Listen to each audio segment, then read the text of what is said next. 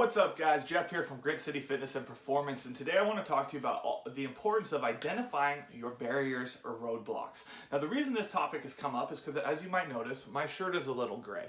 And the reason it's gray is because I just did half an hour of cardio. Now cardio has been one of my large roadblocks for a long period of time. And because cardio has been a roadblock, I've had to specifically work out a way to implement it into my day without me feeling stressed, overwhelmed, or just like it's a big problem. And to do so, I had to realize that one, I had a barrier. And that barrier was something that was stopping me from being able to perform it. So I had to identify the barriers so that way I could get rid of them or know how to go around them. And once I did that, now it's becoming a little bit easier to implement the actions that I need to take. So this isn't just about cardio for you guys. This is about implementing ways to get rid of or go around barriers in your life, whether that's a goal, whether that's an action you need to take, whether it's an action you don't want to be taking anymore, or whether it's just figuring out what's stopping you from actually getting to that last little bit of result. So first we must know what a barrier is. Okay, so we already understand what the gist of a barrier is. You can go over it, through it, or around it. So it depends on what kind of barrier you have. Oftentimes barriers are things like time, skill, resource. These are typically the most common barriers that we tend to really go back to. Now you might be saying, Jeff, none of my barriers are this, because I have barriers that are, financial, or I have barriers that are family or whatever. Well, the truth is, money is resources, and your family is, again, resources. So you lack something inside of a resource. So this is going to be used as more of a general term. Okay? So what are the barriers that are holding you back? What barrier is stopping you from doing better with your nutrition? Or what barrier is stopping you from being more consistent with your workout? Or what barrier is stopping you from being able to save more money so you have more in your savings account? So we first identify that. Let's say, again, if we'll just erase this real quick. We'll say one of our goals is that, we'll use mine. We want to do 30 minutes of cardio 4 times a week. Now, one of my barriers in this case was that I felt I did not personally have enough time, because by the time I finished working out, I felt like I wanted to go do something. So what did I do? Well, I knew that I had to chisel out 30 minutes. So, I need 30 minutes. So, if I have 30 minutes, how can I implement 30 minutes into my day? I know that I have 24 hours in a day, and I know that I have the same 168 hours a week that everybody else has. So really, I need a total of 90 minutes actually. Or sorry, I need an hour and 20 or 120 minutes total across the whole week. Well, how can I build out 4 days of 30-minute sets? Well, I have to look at my day as a whole. What is getting in the way? Or why do I feel like I have this stress? Well, in this case, some ways of overcoming this barrier is wake up early. Bring extra clothes.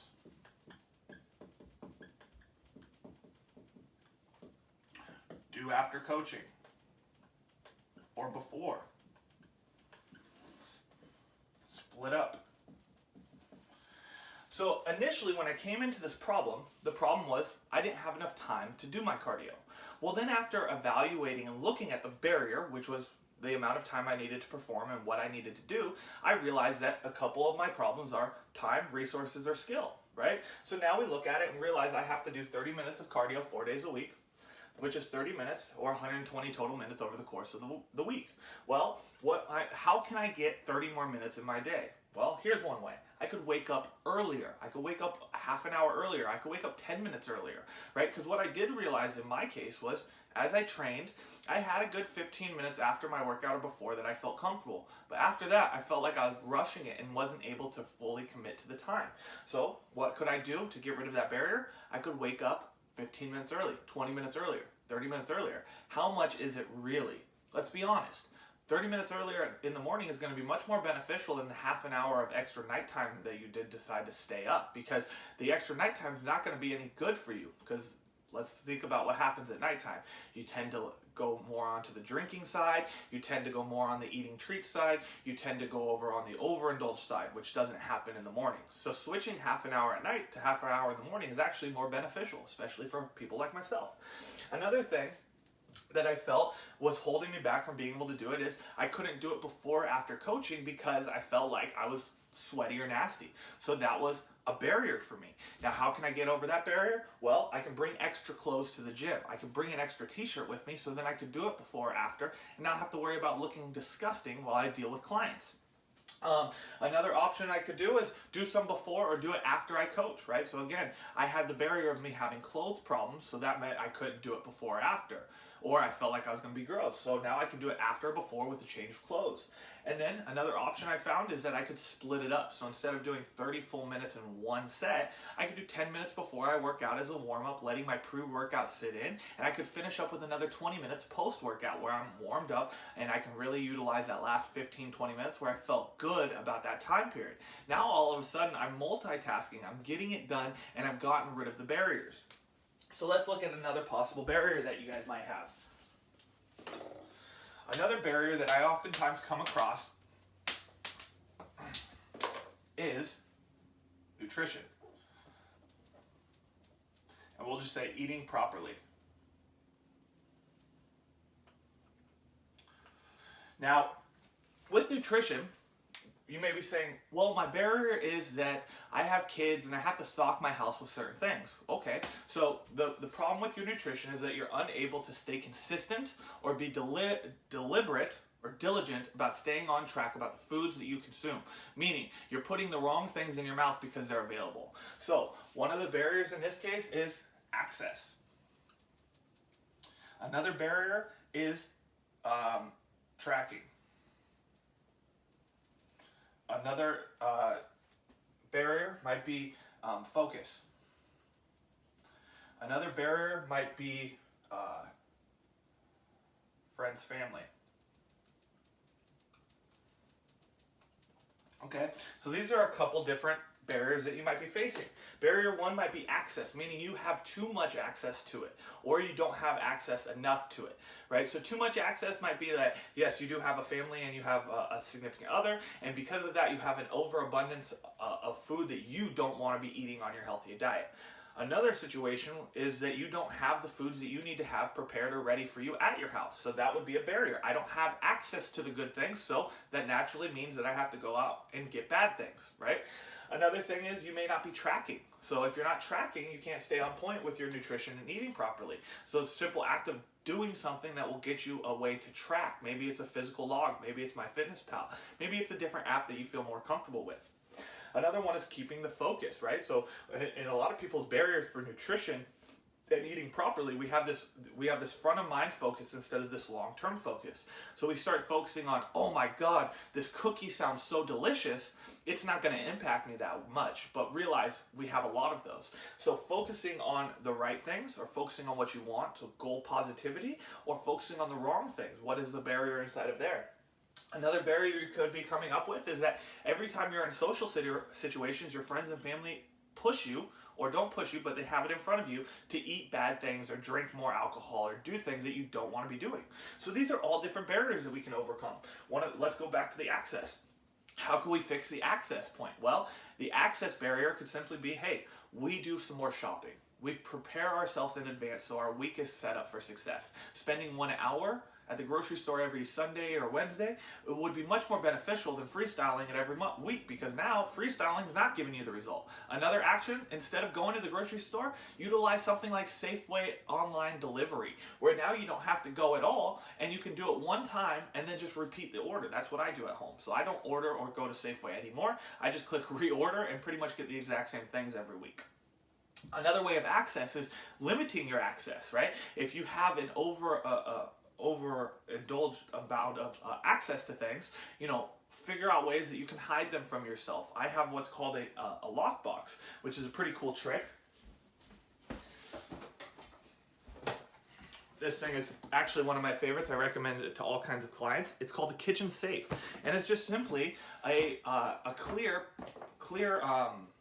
storage bin with a locking top. So you can lock You can lock your items in it for multiple minutes, hours, or even days. To where, like, if you have Sour Patch Kids, that's my favorite. So if I had a whole lot of Sour Patch Kids in my house and I don't want to eat them for the next 3 days, I can turn my kitchen safe lock on for 72 hours and it won't unlock and allow me access for 72 hours. So that's a great area or access thing that you can utilize. It's very easy, simple, and affordable that can stop you from doing a bad action, right?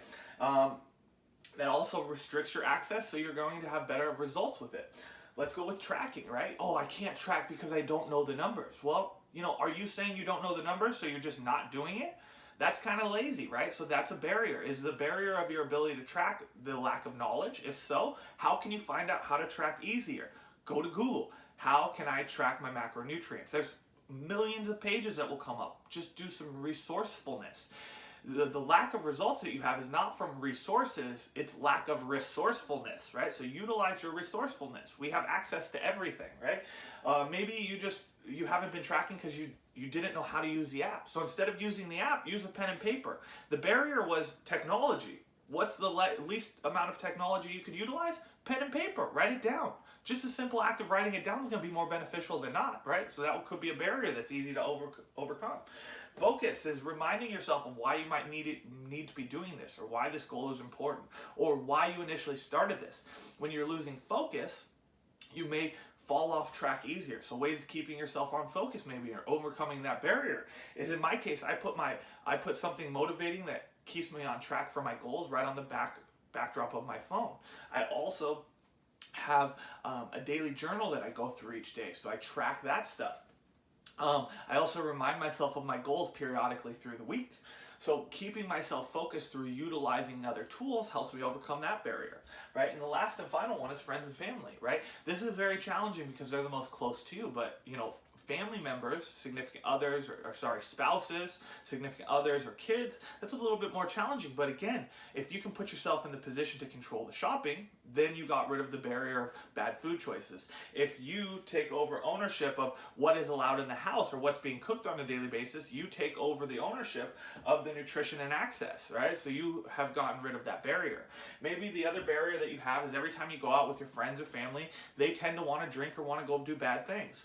Start asking ways to go to other places, or figuring out solutions so you're not drinking with them. Maybe it's you drink Sprite instead of a soda, or instead of alcohol, right? Maybe you drink spritzer water that looks like a lime juice and tonic water and vodka, but it's just spritzer water. Maybe you just drink Diet Coke, right? Or maybe you control yourself a little bit differently in regards to how you drink or eat out. Or maybe if you know that your normal inclination is when you go out with friends and family, you eat whatever's in front of you. So a strategy to get rid of that barrier is that you start eating before going to events. This will minimize the amount of hunger you have while in the event, and then reduce the amount of snacking you may have, right? Or, another thing for me is like I am always, I have anxiousness while I'm out in public. So I'm always fidgeting. So something for me in this case is when I'm out with friends and family, I'm always drinking something or eating something. So what could you, instead of snacking on like the tortilla chips, snack on the broccoli, right? So you have a strategy to overcome the barrier of bad food choices, right? So what is the barrier that you're currently facing? That big rock that you're in.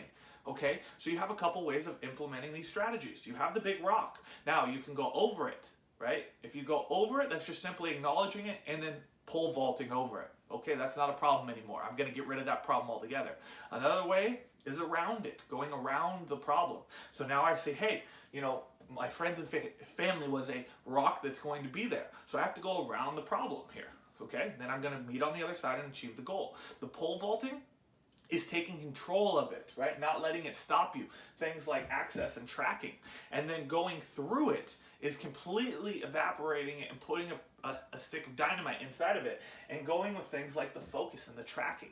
You take full control of it, you take full ownership of it, and you get rid of the excuse and the barrier altogether by taking control. So that's it, guys. If you want to start seeing results, or more improved results, realize that the barriers that you face are nothing more than Steven Spielberg movies in your head.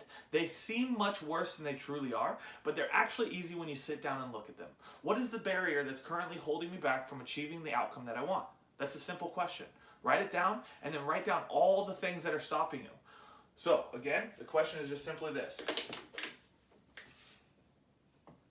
What is the barrier or barriers that are holding me back? Now, as you do this, I would actually do this on a piece of paper right at the very top, like a headline. I would write, what is the barrier or barriers that are holding me back? And then down the page, I would write down all the things that I feel like are holding me back at that point in time. Once I've figured that out, then I can clearly go in and say, hey, this is not so much of a problem anymore because I can fix this. But what you cannot do is fix a problem that you are not truly aware of. If you're just saying it in your head, you're not going to fully find a solution. But if you write it down on pen and paper, you're going to fully see what the magnitude of that problem is. You're then going to be able to see exactly what the problem is and how to solve it.